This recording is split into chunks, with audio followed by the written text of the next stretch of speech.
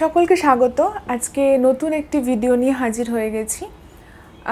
আপাত দৃষ্টিতে এই ভিডিওটি হয়তো অনেকের জন্য অনেকের কাছে গুরুত্বপূর্ণ না মনে হতেই পারে, কিন্তু এই ভিডিওটা যে সমস্ত কাপলরা বেবি প্ল্যানিং করছেন তাদের জন্য আমি মনে করি অনেক বেশি এফেক্টিভ একটা ভিডিও, যদি তারা প্রপারলি সেটাকে মানেন। তাহলে দেখুন, বেবি প্ল্যানিং নিয়ে আমাদের চ্যানেলে অলরেডি প্রচুর ভিডিও আছে।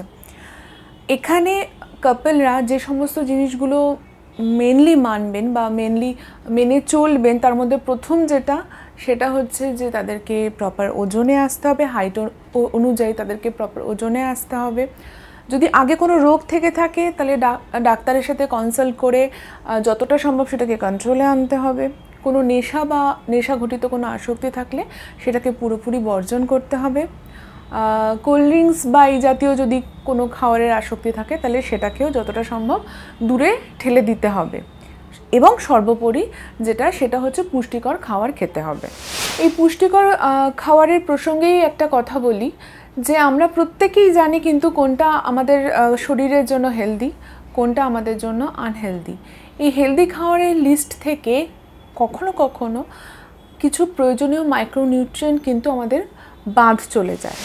আমরা যখন বেবি প্ল্যানিং করছিলাম তখন যে জিনিসগুলোকে একটা দিনের জন্যও আমরা আমাদের ডায়েট থেকে বাদ দিইনি, সেই জিনিসগুলো আপনাদের সাথে আজকে শেয়ার করছি। এটাকে টোটকা ধরতে পারেন, এটাকে একটা উপদেশ বলতে পারেন, যে যদি আপনারা সেটাকে মেনে চলেন হয়তো আপনারা উপকৃত হবেন।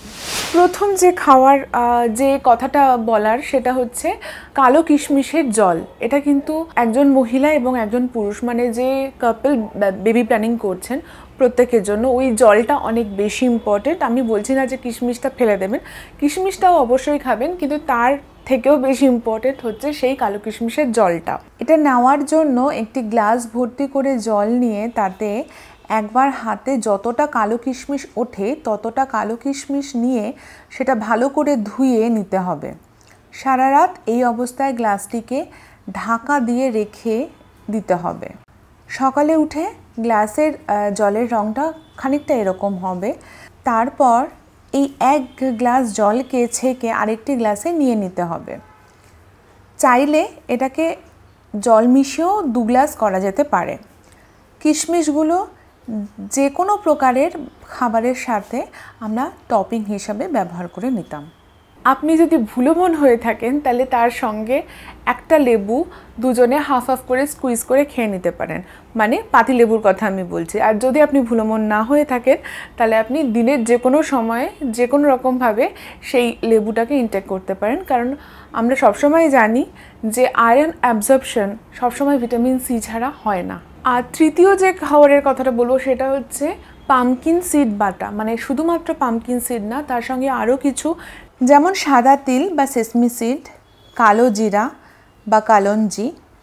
বাটা তৈরি করার জন্য আমি এর সাথে 2টো শুকনো লঙ্কা দিয়েছি। প্রসঙ্গত আমি 2 রকম পামকিন সিড ব্যবহার করেছি, যেটা সবুজ বা খোসা ছাড়ানো, যেটা বাইরে থেকে আলাদা কিনেছি, দোকান থেকে আলাদা কিনেছি। আরেক রকম পামকিন সিড যেটা বাড়িতে আমরা যে কুমড়ো নিয়ে আসি সেই কুমড়োর বীজ আলাদা করে সংগ্রহ করে সব কিছুটাকেই তেল ছাড়া গরম চাটুতে ভালো করে নাড়াচাড়া করে নিয়েছি। একটু লালচে ভাব আসলে মিক্সারে দিয়ে সেটি ভালো করে গ্রাইন্ড করে নিলাম। যে গুঁড়োটি হলো সেটা একটি পাত্রে নিয়ে পরিমাণ মতন লবণ এবং সর্ষের তেল মিশিয়ে ভালোভাবে মাখালে যে মণ্ডটি তৈরি হয় সেটা খানিকটা এরকম ধরনের হয়। এটা গরম ভাতে প্রথমেই প্রয়োজন মতো সর্ষের তেল এবং কাঁচা লঙ্কার সাথে নেওয়া যায়।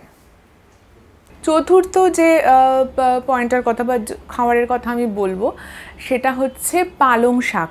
এখন পালং শাক মানুষ রোজ খেতে পারবে বা অ্যাভেলেবেল পাবে, বা কোন সময়ে আপনি বেবি প্ল্যানিং করছেন সেটাও একটা ম্যাটার করে। তো যদি আপনি যে সময় বেবি প্ল্যানিং করছেন সে সময় পালং শাক যদি অ্যাভেলেবেল হয়ে থাকে তাহলে অল্টারনেট ডেতে বা সপ্তাহে 3 থেকে 4 দিন আপনি যদি আপনার ডায়েটে পালং শাকটাকে রাখতে পারেন, এটাতে আপনি অনেক বেশি উপকৃত হবেন, এটা আমার বিশ্বাস। মোদ্দা কথা হলো কিছু মাইক্রোনিউট্রিয়েন্ট, তার সঙ্গে আয়রন, ভিটামিন সি এবং ফলিক অ্যাসিড, এই তিনটের কম্বিনেশন আমাকে আমার ডায়েটে রাখতেই হবে যখন আমি বেবি প্ল্যানিং করব তখন।